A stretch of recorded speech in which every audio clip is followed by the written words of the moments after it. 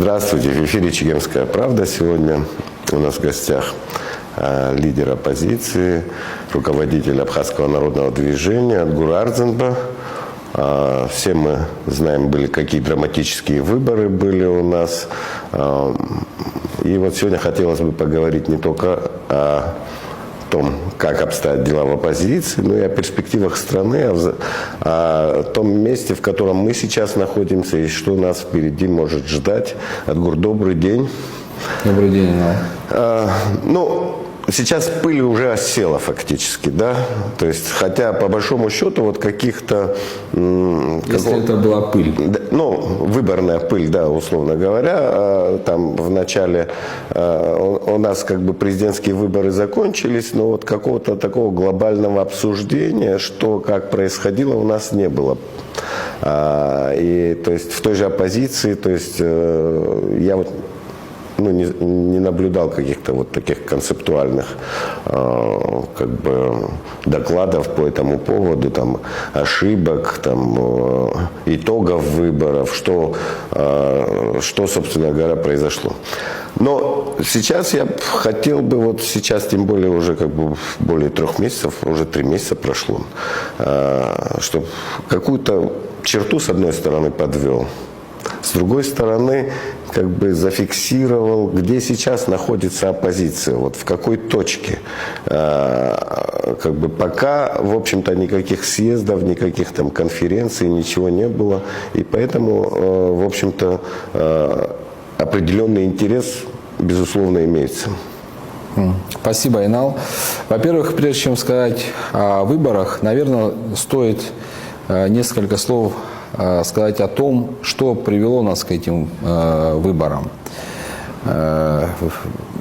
События 15 ноября. Мне кажется, вот эти события, они в должной мере тоже не получили оценку. История в любом случае расставит свои какие-то оценки, но мы, как те люди, которые непосредственно участвовали, я думаю, что должны, обязаны об этом говорить часто. Почему? Потому как эти угрозы, это слово наиболее подходящее, которые спровоцировали общество на такие действия, они накапливались постепенно в течение 5 лет президентства экс-президента. И на определенном этапе все это получило вот такой вот выброс. Все эти угрозы, сейчас не буду их перечислять, они всем известны. Если обобщенно о них говорить, эти все угрозы были направлены на то, чтобы ущемить наш экономический суверенитет, политический суверенитет, ущемление прав и свободы наших граждан. Это было связано с тем, что руководство нашей страны занималось, как бы это мягче сказать, доносами в отношении наших граждан. Эти доносы были в большей степени, не то что даже в большей степени, практически все эти доносы были вымышленные. Они были направлены на реализацию одной только задачи – это борьба с внутренними политическими оппонентами через вовлечение в эти процессы внешних игроков. В данном случае это Российская Федерация, наш партнер. Почему важно об этом говорить? Потому как эта история совершенно недавняя, и о ней забывать нельзя. То есть вот эту страницу, которая была до 15 ноября 2024 года, перевернули мы ее или нет? Вот на какой вопрос нам с вами надо отвечать. Если мы ее перевернули, то как мы ее перевернули? И насколько качественно нам удалось всему обществу это сделать. Потому что и сегодня мы видим продолжение, вот вы, конкретно наш уважаемый журналист, которого мы все ценим, уважаем, не всегда согласны с вашей оценкой, я прямо это скажу, и в отношении нас, тех, кто занимается оппозиционной деятельностью. Вы человек, который всегда высказывал свое мнение так, как вы считаете нужным. Вас объявили иностранным агентом. Не только вас, еще несколько человек, наших уважаемых людей, кого-то лишили гражданства. Это вот некая инерция той политики, которая была запущена за предыдущие 5 лет. Вот, к сожалению, мы не видим на сегодняшний день, по сегодняшний день, какой-либо необходимой, адекватной реакции со стороны уполномоченных на это людей. То есть, по сути, гарант Конституции, глава государства и весь его аппарат, вертикаль власти, они выполняют одну самую главную функцию. Это защита наших граждан. Защита наших граждан в сфере экономики, финансов, везде, где касается интересов наших с вами граждан. Теперь, если говорить о прошедших выборах, конечно, это были непростые выборы. Я бы сказал, эти выборы не были похожи ни на одни выборы, которые были до этого. Ну, немного все-таки на 2004 Да, там я были. хотел сейчас сказать, что есть некие параллели, но тогда Абхазия не была Признанной Россией. не было дипломатических отношений и так далее.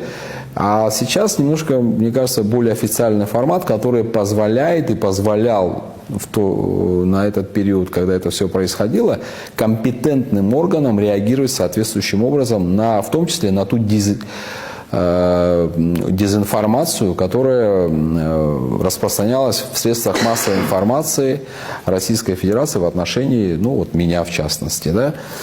Вот. Выборы прошли, оценку мы им давали несколько раз уже публично. И я думаю, что эти выборы, хотим мы этого или нет, вот я почему сказал про пыль. Далеко не пыль, потому что были затронуты такие скрепы нашего общества, которые, мне кажется, оставят очень большой и глубокий след. Во-первых, внутри нашего общества. Это межнациональные отношения, это и региональные отношения, это и отношения с нашим союзником Российской Федерации. Я вот в этом контексте хочу задать вопрос.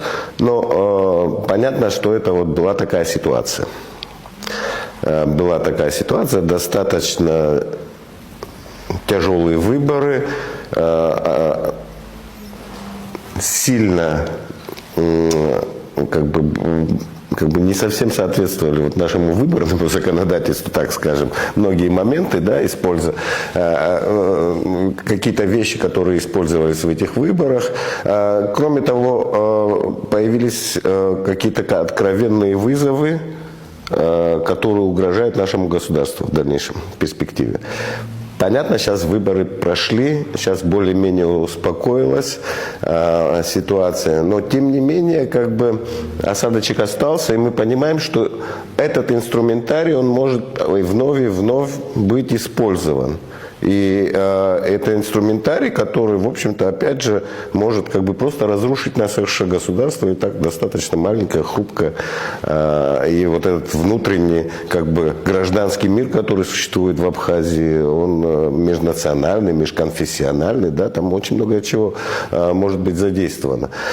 Но вот есть и другие вещи, как многие некоторые чиновники стучали, условно говоря, да, то есть писали письма, накажите наших граждан, абхазских граждан, то есть у тебя с точки зрения абхазского законодательства никаких претензий нет, и ты потом идешь, стучишь и пишешь письма.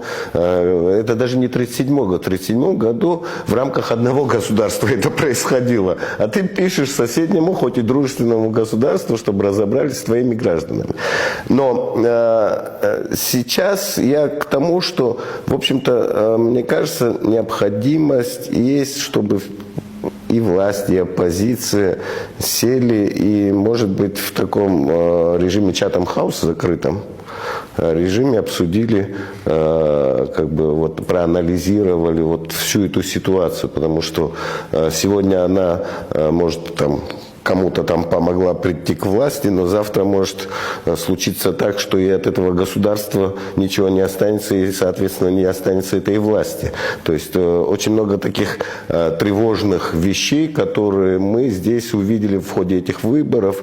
Есть ли вот такой посыл у оппозиции? Если такое желание у власти, какие-то, может, сигналы есть, что по крайней мере, президент Бадра Гумбага говорит, хочу чтобы все успокоилась, чтобы политическая ситуация стала более такой адекватной. по крайней мере, такие у него звучали как бы посылы там. Но сейчас вот как бы на деле есть контакт между властью и оппозицией или там, и вот в этом контексте прийти к этому разговору? Ну, как такового вот системного контакта нет, но есть какие-то там встречи, но это бессистемный такой подход. То, о чем вы говорите, Инал, мне понятно. Я как раз об этом говорил выше, когда мы говорим о том, что качественно нужно перелистнуть эту страницу истории. Я считаю, что эта страница истории нас не украшает, и дети наших детей нам спасибо за это не скажут. Ну, в первую очередь тем, конечно, кто писал доносы. Вот. В этом смысле мы надеемся, что Бадра Гумба человек, скажем так, с другим мировоззрением и доносы писать не будет. Вот. Но этого недостаточно. Нужно сделать так, чтобы вот вся эта идеология по разрушению нашего государства и внутри, и касаясь внешних угроз, все это надо нивелировать, над этим надо работать. Если в контексте выборной кампании, конечно, да, мы с вами имели возможность, для тех, кто способен все это наблюдать, я думаю, таких у нас в Абхазии немало, мы имели возможность видеть свои слабые стороны. Как никогда, кстати, очень открыто, ярко они проявились, и это хорошо. Это прекрасно, потому что это возможность для нашего общества, для нашего государства купировать все эти слабые точки для преодоления будущих каких-либо возможных испытаний или трудностей. Это очень важно. Это компетенция, в первую очередь, службы госбезопасности, потому что это вещи, которые напрямую влияют на государственную безопасность. Я прямо могу сказать, когда в стране есть та или иная часть общества, скомбинированная по национальному признаку, по каким-то другим признакам, и она занимает очень такое серьезное, весомое электоральное поле, и эта часть общества подвержена влиянию каких-то там нескольких человек, на которых можно воздействовать и добиться определенного результата, это очень опасный сигнал. Вот. В первую очередь для них самих и для государства в целом. Я думаю, что и служба государственной безопасности, и любой государственный деятель должен об этом задуматься. Потому что это как в одну, так и в другую сторону может работать. И я сейчас говорю не о внутриполитической борьбе. Вы понимаете, о чем я говорю. Есть глобальный контекст. Вот это вот такая есть опасность. Есть вторая опасность, которая тоже открыта нас, как бы, можно сказать, для кого-то неожиданно. Это наша информационная беззащитность нашего общества. То есть на нас можно лить абсолютно любую информацию, откровенно лживую, и она ложится, эта информация, и у нас не оказалось, у нашего общества, хотя на тот момент государство никак не пыталось противостоять этому процессу, но у общества не оказалось адекватных механизмов противодействия этой информационной атаке. Это тоже вызов, который нужно серьезно проанализировать и как бы стараться тоже это все нивелировать. Вот. Что касается президента и то, чего он стремится сделать, пока, честно говоря, вот мне непонятно. Да, есть какие-то декларации, есть определенные шаги, не могу об этом не сказать. Есть там вот был проведен конкурс команды Абхазии, вот некая попытка таких вот аналог социального лифта, где каждый мог принять участие, и вы, и я, там, по возрасту, по критериям, и пройти по этому конкурсу. Кто-то получил там какую-то ответственность в виде должности, кто-то будет обучаться. Мне кажется, это хороший такой как бы сигнал. Но это вот российская практика, которая наложилась на нашу реальность, тоже неплохо. Там ребят назначили в правительство. В большей степени некоторые из них, в какой-то степени, да, они без политического бэкграунда. С одной стороны, это, наверное, хорошо. Вот, с другой стороны, это тоже покажет время. Да? Это одна часть. Вторая часть, то, что мы можем, какие сигналы мы можем улавливать как позитивные. Некоторые, сейчас без имен, без фамилий, некоторые политические мастодонты или скажем так, люди, которые работали до этого в правительстве, вызывали определенную реакцию общества негативную, они сегодня в правительстве практически не представлены. Вот, как бы, это тоже как позитивный сигнал. Ну, у президента, честно вам скажу, я участвовал в выборах и 2 раза, я знаю, что есть определенные процессы, не всегда получается все сразу сделать, то, что хочется. Есть определенные обязательства, это наша внутренняя политика, давайте будем откровенными. Это наша реальность. Будем надеяться, что как бы в этом смысле будет другая динамика. Но очень важно для любого президента, был бы другой президент, был бы президентом Адгур Арзанбай, кто бы ни был, очень важно, и это, наверное, ключевое значение имеет, это самое главное, найти возможность для диалога с теми, кто за тебя не проголосовал. На данном этапе очень интересно, такого никогда тоже не было в истории. Соотношение 42-43%, там на 50 с небольшим, это практически пополам. У нас, кстати говоря, еще никогда не было в истории, то есть у нас несколько было досрочных отставок президентов, перед этим происходил штурм президентского дворца, да, и обычно та группа, которая брала штурм президентский дворец, она и выигрывала выборы. Сейчас как бы этого не произошло. И то есть это вот тоже что-то новое в истории. Да, этого не произошло, мы знаем, по какой причине этого не произошло, но вы правы, вот тот накопленный негатив, который был за 5 лет сформирован командой Аслана Абжани, в которую, кстати, входил Бадр Агумба в качестве вице-президента, он же никуда не делся. То есть у президента сегодня двойная задача. Если как бы он бы начинал с нуля, он бы пришел бы, это давало бы ему какой-нибудь гандикап. То есть люди вот первые шаги рассматривали как... У него все-таки другая ситуация. Эта команда рассматривается, несмотря на определенные обновления, несмотря на какие-то структурные вещи, она рассматривается все-таки глобально как команда вот. Ну, то есть он не может сказать, вот бывший президент сделал то-то, то-то, то-то, а я вот сейчас вот... И это как бы ограничивает. Поэтому более динамично нужно искать возможность для диалога с другой частью общества, которая, в принципе, это наш народ, абхазский, про 15 ноября я вспоминал, который сохранил нашу независимость 15 числа. Это, еще раз, я буду об этом говорить всегда, абхазский народ проявил свою волю и спас Абхазию, показал всему миру, что так с Абхазией нельзя. Вы помните, что было, там протоколы подписывали, там исполняйте так, соглашения присылали, там апартаменты и так далее. Народ встал и показал, что так нельзя. И это не оппозиция, там, не какой-то лидер, не Адгур Арзанбай, это народная воля. Это очень важно. Почему все сейчас и отношение поменялось, видите, да? Совершенно другая и социальная поддержка, и вообще отношение другое. Это все благодаря вот этой вот позиции. Но... И повестка, кстати говоря. И повестка поменялась. Ну, опять же, почему она поменялась? Потому что народ Абхазии показал, что здесь так не пройдет. Так нельзя.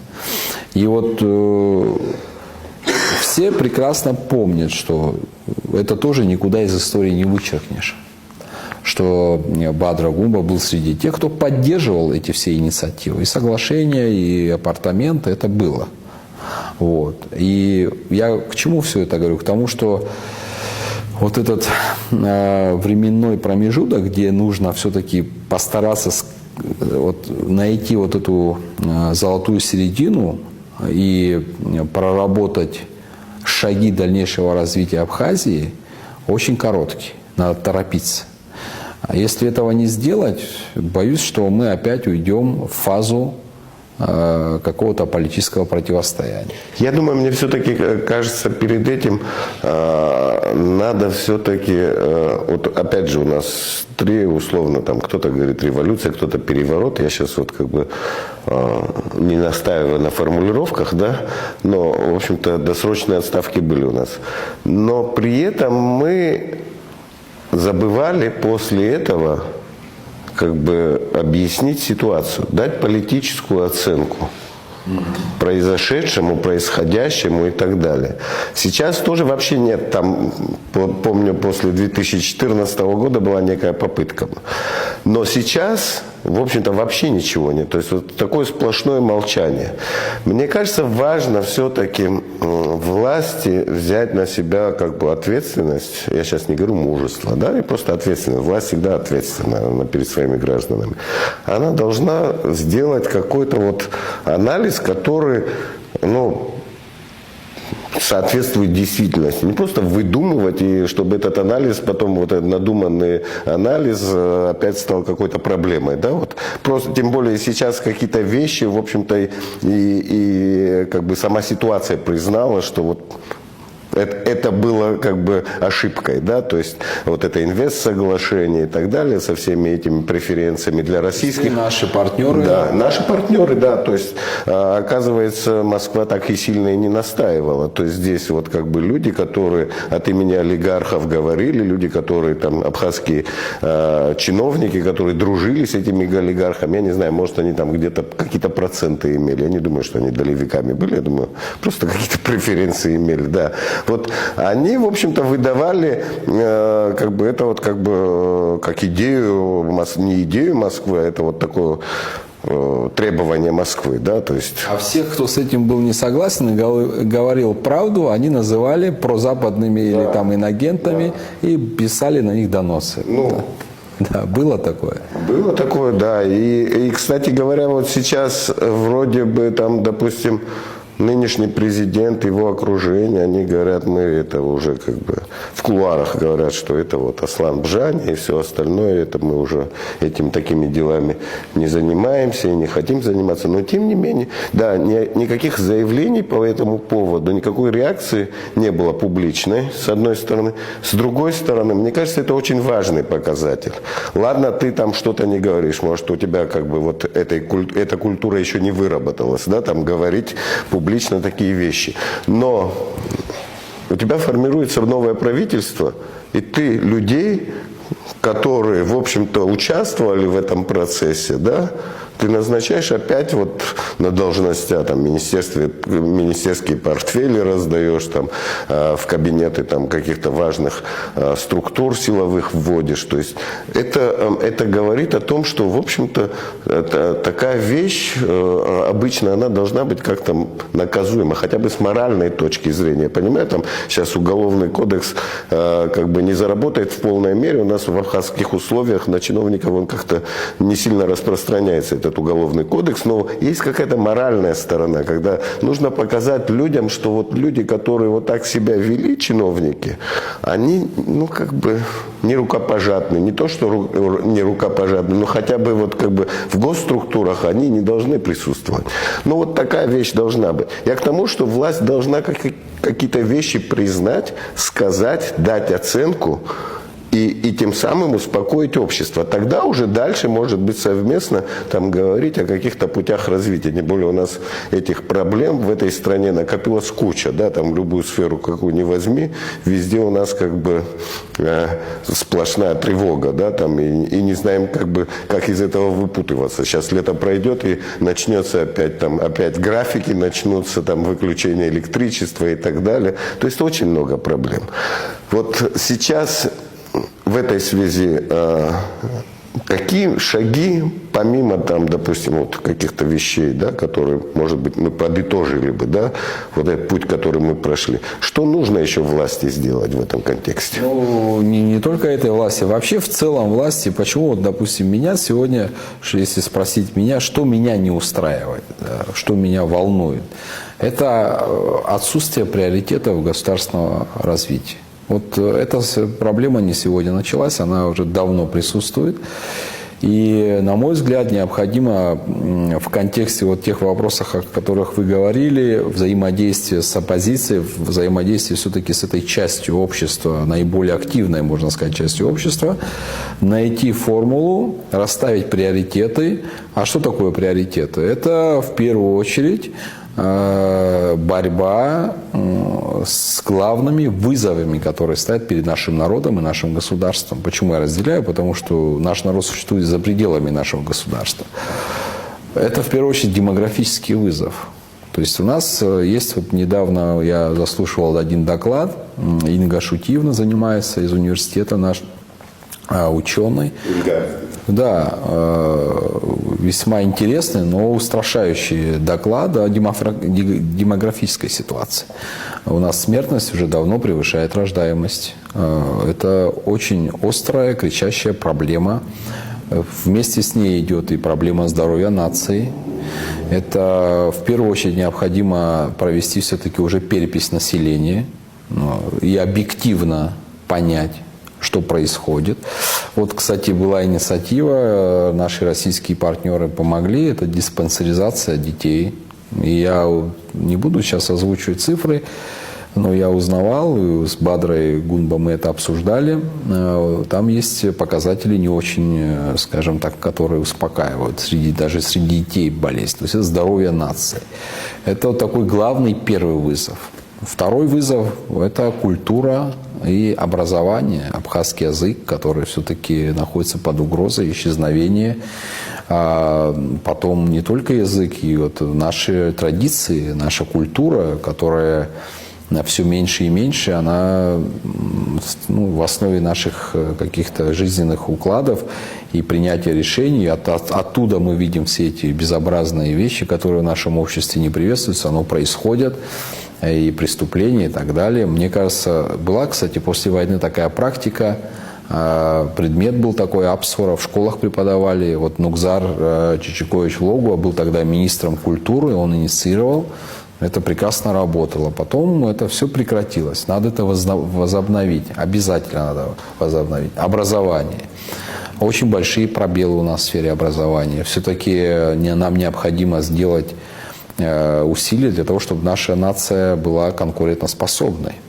И в сфере цифровых технологий хотя бы как минимум на уровне потребления этих технологий, на уровне производства каких-то продуктов высокотехнологичных, пока, конечно, нам тяжело замахиваться, но хотя бы на уровне потребления, осознания тех тенденций в мире, которые происходят, это очень важный вызов. Тоже меня это сильно беспокоит. Потом оборона и безопасность. Ведь ситуация, я вот об этом хотел бы тоже сказать в вашей передаче. Я недавно вот присутствовал на одном круглом столе, там тоже об этом говорил. Ведь ситуация кардинальным образом может поменяться в ближайшие даже месяцы. Мы видим ситуацию на Украине, переговорный процесс, не хочу давать какие-то оценки, но, на мой взгляд, он выходит уже за рамки тех позитивных каких-то трендов и ожиданий. Ситуация сложно прогнозируемая, но мы в любом случае должны отталкиваться как государство, тем более вот такое небольшое, от самого худшего сценария развития событий. Когда есть незыблемое правило, работает уже не одно столетие, хочешь мира, готовься к войне. Это мобилизационная подготовка. У нас должна работать одна единственная концепция. Абхазская армия – это весь абхазский народ. От мала до велика каждый должен знать, что делать в случае возникновения внешней агрессии. Этого, к сожалению, этого нет. Эту проблему всерьез никто не воспринимает. Мы видим, какие-то декоративные учения проводятся. Я это говорю с полной ответственностью. Этим нужно заниматься здесь и сейчас. Еще раз повторю, дай Бог, чтобы этого всего не происходило, но один из сценариев развития событий – это серьезная эскалация вообще международной ситуации, политической, военно-политической ситуации. Особенно в нашем регионе может произойти то, что нам всем не хочется. Одним из главных экономических вызовов для нашего государства – это внешнеторговый оборот. За последние 5 лет, с 2020 года, импорт увеличился практически в 2,5 раза. Составил 48 миллиардов рублей в год. При этом экспорт за тот же период увеличился примерно на 19%. Соответственно, отрицательное сальдо у нас составляет 40 миллиардов рублей в год. Это серьезный вызов. Это первое. Второе, что касается нашей финансовой системы. Рубль Российской Федерации используется нами по умолчанию.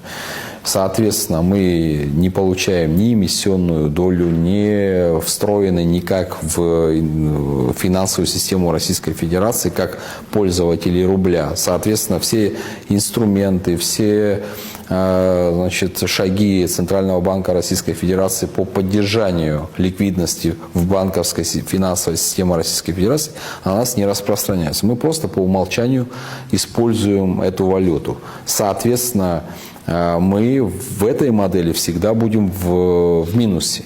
Соответственно, наша банковская система может выдавать очень короткие кредиты и с очень большой процентной ставкой. То есть, в общем-то... Все это связано с тем, что у нашего Центрального банка нет тех инструментов, которые есть у Центрального банка Российской Федерации. С этим тоже надо что-то делать, потому что это является ключевым ограничением в развитии финансового сектора, соответственно, уже и реального сектора, потому что есть дефицит денег. И когда дефицит денег, дефицит ликвидности, который можно направить на экономику. Инфраструктурные ограничения, это энергетическая сфера, транспортная сфера. То есть эти направления можно перечислять и дальше. То есть вот это главные вызовы. Вот нужно проанализировать все эти главные вызовы. На основе этих главных вызовов скомбинировать приоритеты государственной, экономической, социальной политики и разработать план действий. Я не говорю о том, что там стратегию сформировать и что-то очень такой серьезный программный документ, хотя бы на уровне тезисов, на уровне главных приоритетов сформировать работу. Это очень важно, это крайне важно. Кстати, опыт такой был вот в период ковида. Вова Делба тогда был министром финансов. Принимали документ, который определял приоритизацию расходов государственного бюджета. Тогда был приоритет один – это выжить во времена ковида. Вот этот опыт, кстати, есть, можно его использовать и определить приоритеты. На базе этих приоритетов определить стратегию, программу развития, каждому сектору, каждому министерству, районному отделению, администрации города, района определить задачи и начать работать. Вот в этом смысле, я извиняюсь, мы, как политики, которые имеют определенный опыт и государственного управления, и политической деятельности, мы готовы поддерживать и помогать. Вот эта стратегия, помню, когда вы были министром экономики, стратегия экономического развития, которая была выработана тогда, представлена, анонсирована, я помню, поддержали, то есть в формировании ее участвовали и представители нашей диаспоры в Москве. Сейчас она как-то актуальна? Конечно, актуально, потому что те задачи, которые... Используется ли вообще она как-то? Нет, она никак не используется, но она актуальна. Потому что вообще подход актуален. Вот то, о чем я говорил выше. Это планирование, это постановка долгосрочных задач и целей. Это и краткосрочные программы, и среднесрочные. Этот подход, он всегда актуален. Это вообще аксиома. Допустим, некоторые шаги, которые были описаны в той программе, может быть, уже сегодня устарели в силу разных причин и обстоятельств. Но основная вот эта схема этой работы, она применима в нашей действительности. Кажется, это было в такой далекой жизни, то есть тогда еще не было пандемии, тогда не было вот этой конфронтации, которую сейчас мир переживает, да, то есть это вот в то спокойное время было, да. Сейчас, наверное, все-таки стоит, наверное, повторить, вот как-то такое некое обновление произвести, созвать вот тогда такой же форум экономистов, людей заинтересованных, там, чиновников, там, бизнесменов и так далее, в общем-то, обсудить, да. Сейчас, к сожалению, таких форумов не происходит, по крайней мере, я вот не вижу этого. Ну, я могу еще напомнить, себе позволю, и проект по созданию условий в Абхазии для того, чтобы у нас и своя цифровая валюта была. В 2016 году мы предлагали тогда, помните, как такая реакция была неоднозначная. А сейчас вы представьте себе, у нас был бы уже 9-летний практический опыт использования криптовалют и так далее внутри Абхазии. Я не говорю о майнинге, который там уничтожил нашу энергетику. Я говорю о цифровых... Люди поняли, что это про майнинг. Ну, к сожалению. Но дело же не в людях. Дело в ответственных государственных мужах, которые должны были это все взять на вооружение. Но это ушло. Это тоже упущенная возможность. Представьте себе, когда мир находится в такой жесткой конфронтации, находиться в центре финансовых операций, которые без ограничения. Да? То есть, если SWIFT и все эти системы сегодня заблокированы, а эти направления, они никак не могут быть заблокированы. Сегодня Абхазия была бы в эпицентре всех этих международных расчетов. Это тоже вот упущенная возможность, к сожалению. Что касается того, чтобы экономический форум проводить, вот не экономическое будущее страны определить. Вот буквально несколько дней назад прозвучало интервью с заместителем министра экономического развития, где он опять говорил про это соглашение по инвестициям. Честно говоря, для меня вот эта вот постановка вопроса, она очень странная. Не с точки зрения понимания ситуации со стороны чиновника из другого государства, с точки зрения нашей стороны. Да. Вот, конечно, соглашение можно рассматривать в новой конфигурации, если учитывать все замечания, которые были со стороны парламента и так далее, это можно обсуждать. Но это все-таки иллюзия полагать, что подписать какую-то бумажку и вот благодаря этому подписанию можно добиться каких-то внушающих результатов. Здесь тоже нужен серьезный, масштабный, системный подход. Если мы говорим о привлечении инвестиций, а мы обязательно должны привлекать инвестиции, качественные инвестиции, не то, что нам предлагалось до этого. Это, кстати, очень интересная тема. Есть международная методология исследования того или иного государства, называется doing business, ведение бизнеса. И там есть 10 базовых критериев, индикаторов. Это подключение к энергосетям, оформление документов, разрешение на строительство и так далее. Там 10 базовых индикаторов, под которым еще десятки других индикаторов. И вот на базе этого исследования вот можно проанализировать ситуацию в Абхазии и работать над тем, чтобы инвестиционная привлекательность страны, она была на высоком уровне не только для отдельно взятых каких-то олигархов, для всех. Вот тогда мы создадим такие условия для того, чтобы инвестиции сюда приходили. Это системная работа по исправлению всех этих анахронизмов, которые у нас есть в системе. Допустим, вот мы с вами сейчас захотим открыть бизнес где-нибудь там в Гудауте или в Очамчире. Мы столкнемся с серьезными ограничениями по оформлению участка земли, по выдаче разрешения, по подключению к энергосетям и так далее. У нас система настолько неповоротливая. Вообще в сфере оказания государственных услуг нам предстоит проделать огромную работу. И игнорируя всю эту устаревшую систему, как бы надеяться на какое-то соглашение, ну, это, мне кажется, наивно, если мы хотим вообще фундаментальных изменений. А что касается соглашения, да, конечно, можно какую-то там, вот у нас и, кстати, в этой программе, о которой вы упомянули, есть такая вот часть, где можно выбрать какую-то проактивную позицию, создать корпорацию развития, допустим, это тоже хорошая идея, у нас она там заложена, которая будет заниматься проактивным развитием приоритетных отраслей или направлений. То есть это мы выводим из вот этого всего балагана, который я сейчас описывал, выводим отдельную структуру, она занимается вот таким вот точечным развитием и через такие якорные проекты, которые потом уже в целом двигают всю экономику.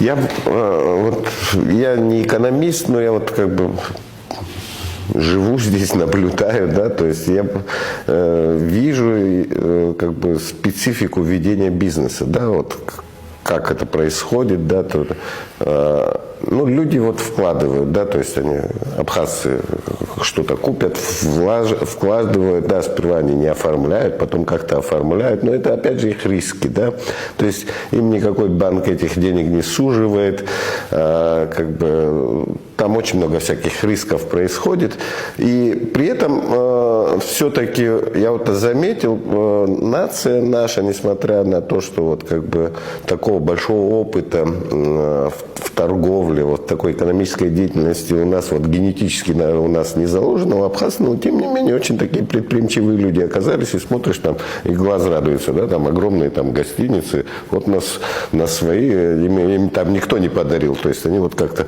заработали, вложились и сделали.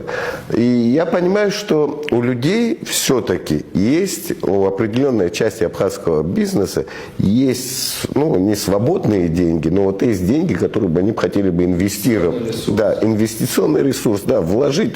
Я не знаю, там есть куча государственной собственности, которая у нас все время, как бы, кроме одних убытков, нам ничего не приносит. Я помню, вот когда вы были министром экономики, кстати, РУПами вы занимались и пришли к выводу, что у нас все РУПы убыточные. То есть это вот ты все время туда как деньги вбухиваешь, а никакого проку нету. Нет. И сейчас вот то же самое, вот я смотрю, в энергетике, да, там происходит.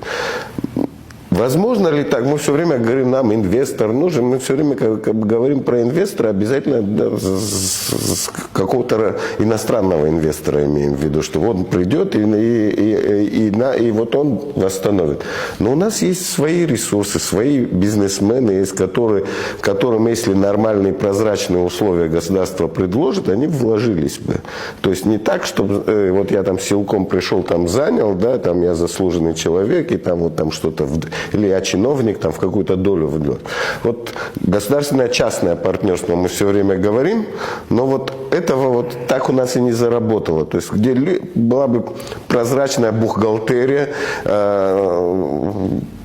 прозрачные инвестиции, да, понятно, откуда они взялись, да, и прозрачные условия, да, как это все будет работать, кому сколько это будет приносить, какую прибыль, и все это как бы по-белому будет работать. Почему мы не можем создать такую ситуацию? Мы все время пытаемся создать ситуацию, давайте еще раз привлечем каких-то иностранных бизнесменов, а потом выясняется, что вот как бы эти иностранные бизнесмены, они вдруг налоги не платят, иногда и демпингуют так, что другие разоряются. То есть почему нам вот такую стратегию не выработать? Почему? С другой стороны, меня беспокоит, что сам бизнес, он в этом плане, абхазский бизнес, вот он не организован так, чтобы отстаивать свои интересы, требовать там чего-то. Почему вот это не происходит? Почему это должно меня волновать, какие-то политических игроков волновать, но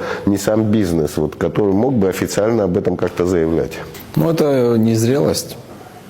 Незрелость еще экономики, государства, я по-другому это назвать не могу, но реформы, о которых вы говорите, я сейчас же выше только об этом и говорил. Вот все эти проблемы, они, то есть для того, чтобы мы, вот то, о чем вы сейчас говорите, это ваш такой как бы аналитический ваш склад ума позволяет вам как бы делать такие выводы.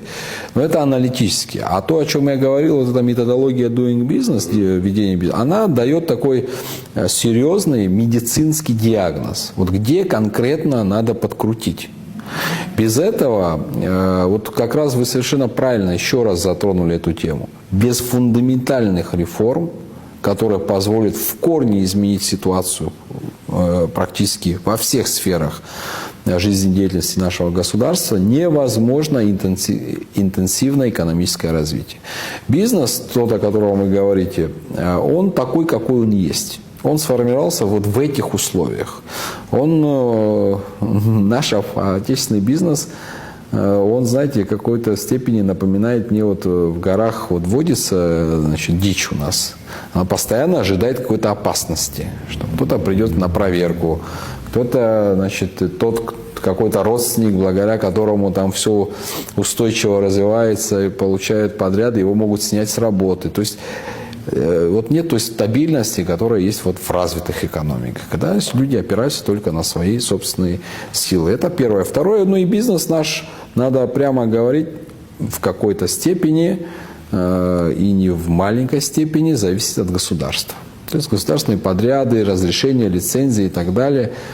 И особо как-то выступать бизнесмены у нас не приучены. Вот. Хотя есть исключения. Вот 15 ноября соглашение, которое мы остановили вместе с вами, все вместе, оно в первую очередь было по бизнесу. Но мы с вами не видели, чтобы там, вот, допустим, торгово-промышленная палата об этом говорила, хотя там концентрация нашего абхазского бизнеса и, в принципе, одна из функций – это защита абхазских предпринимателей. Хотя они делают большую работу, они действительно стараются, но вот не сформировалась вот та еще традиция.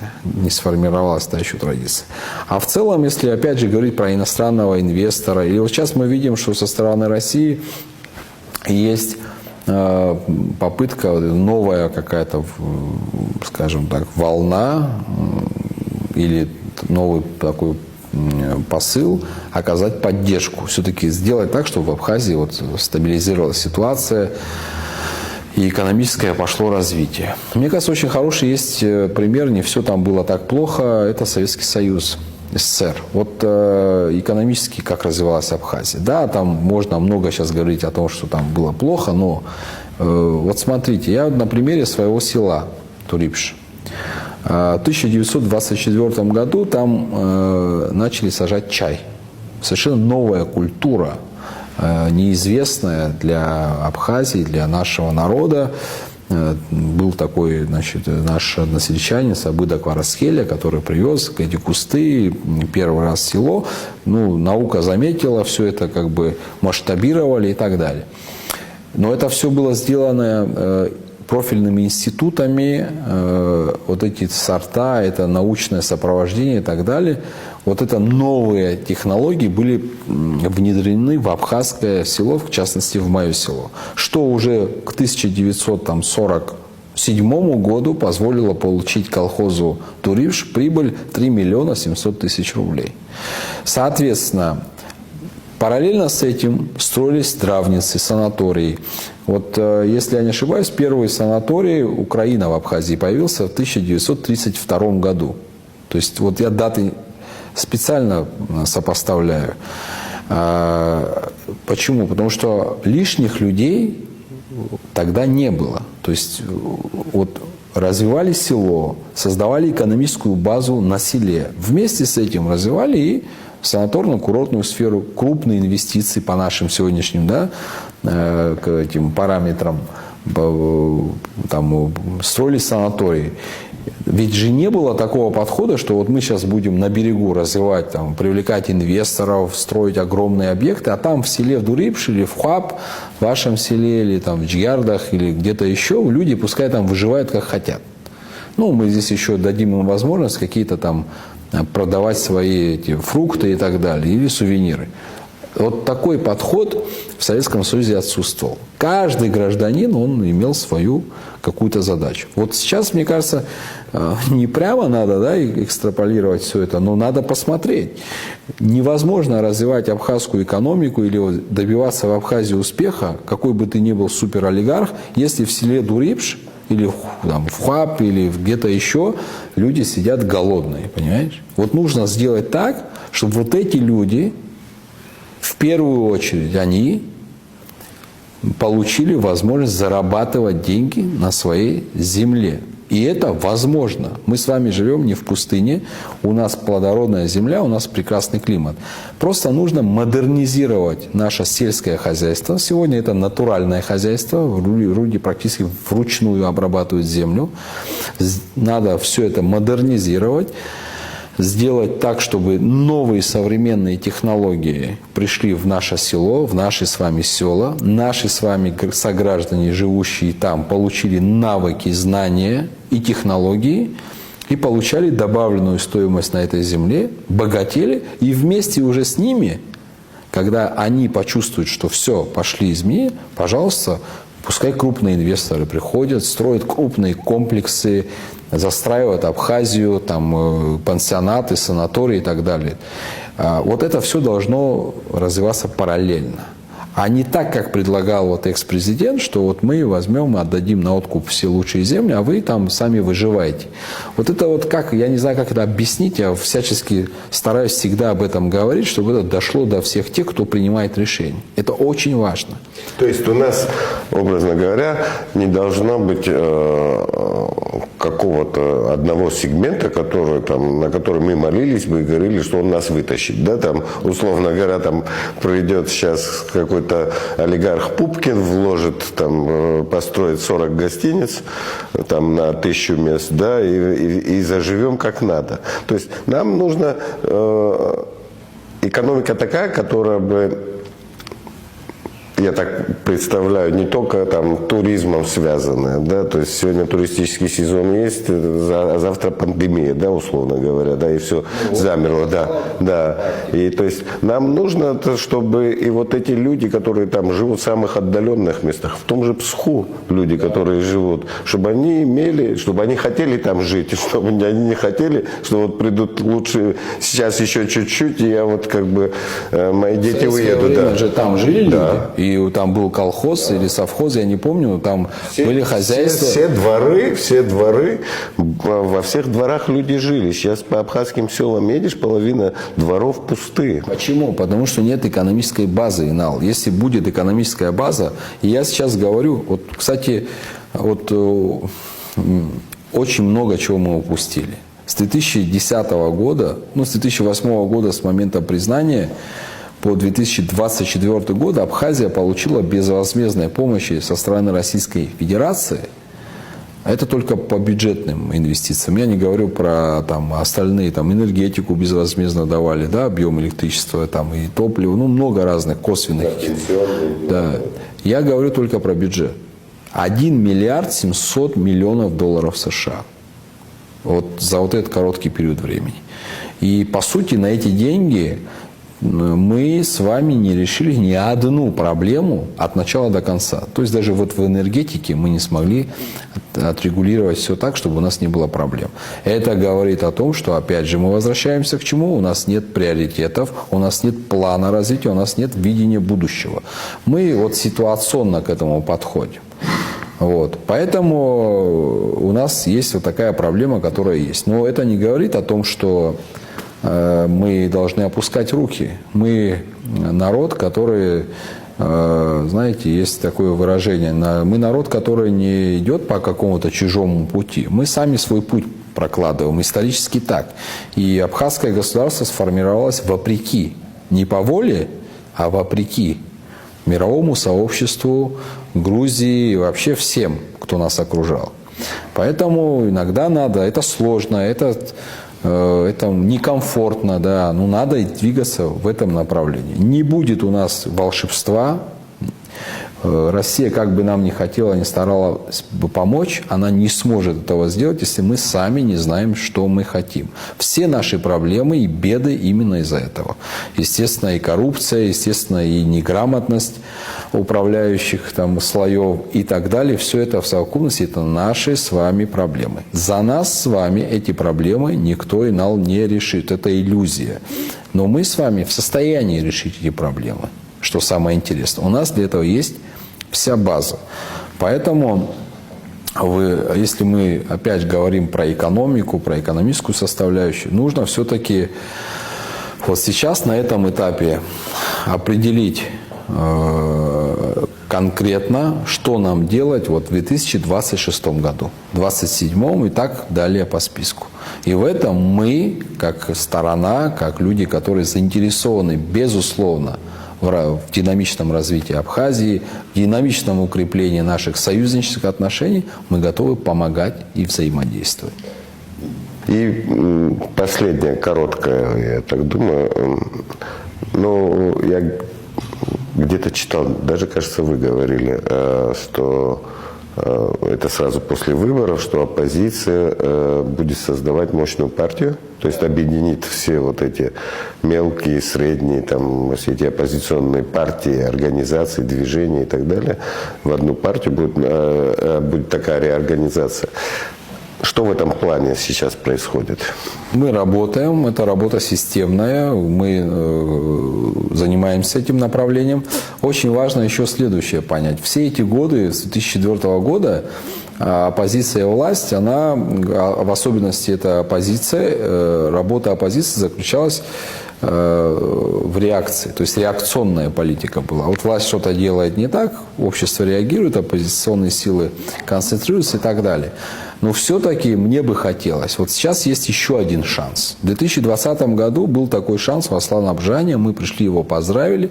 Он этим шансом воспользоваться не сумел или не захотел, но это уже история. Есть сейчас новый шанс.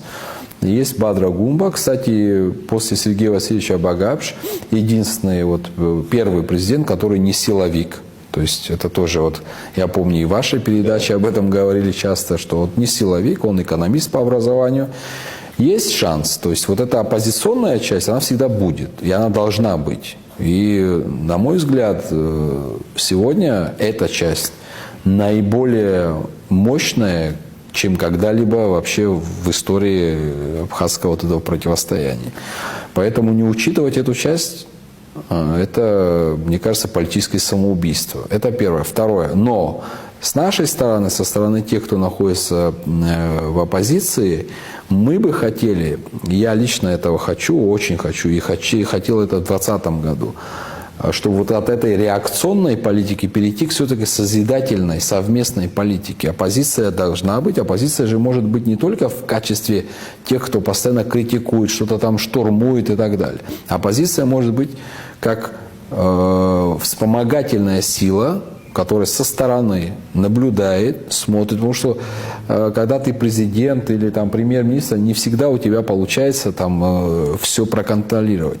Есть еще сила, хорошо организованная, которая тебе в этом смысле указывает, что здесь есть пробел, здесь есть пробел. А здесь давайте, ребята, вместе решим эту проблему, потому как ни вы самостоятельно, ни мы самостоятельно эту проблему решить не сможем.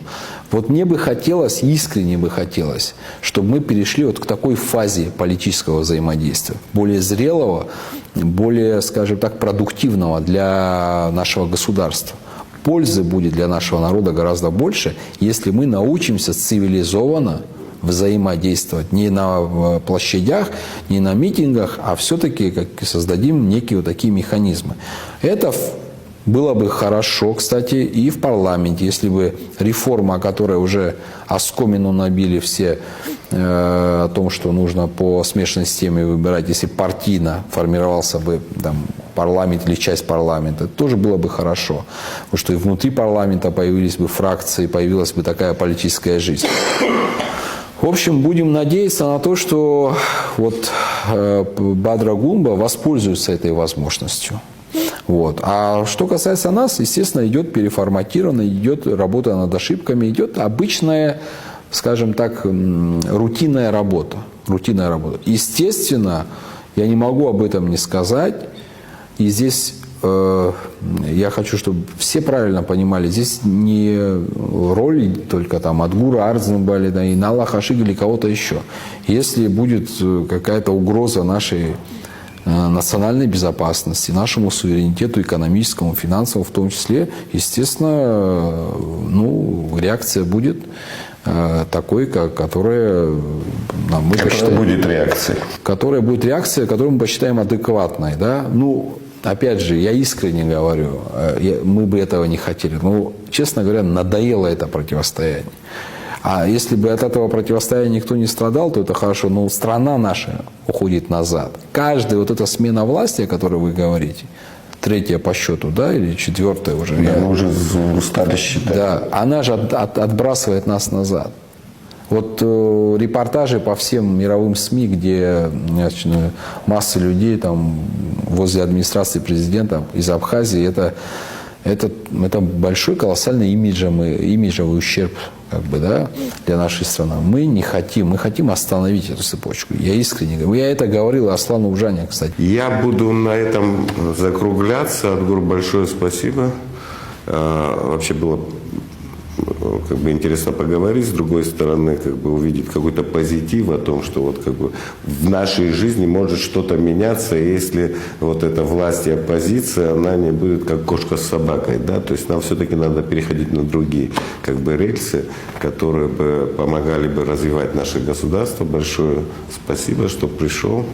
Спасибо, Айнал. Я не могу не сказать, последние несколько месяцев я не давал интервью, было много обращений от разных журналистов, но вот я бы почему именно с тобой захотел записать, потому что мне кажется, это вот такое у меня желание еще больше, с вами всегда интересно общаться, но еще больше желания у меня возникло, когда вас объявили инагентом, у меня это желание усилилось. Я думаю, что этот этап жизни мы тоже с вами преодолеем, эту несправедливость, я думаю, в ближайшее время исправят, и в Министерстве юстиции Российской Федерации доведут информацию правдивую, и действующий президент, я думаю, этим должен заняться не только в отношении меня, да, я не думаю, в отношении вообще вас, а вообще всех, кто пострадал из-за этой деструктивной политики последних 5 лет. Поэтому вот спасибо вам за это.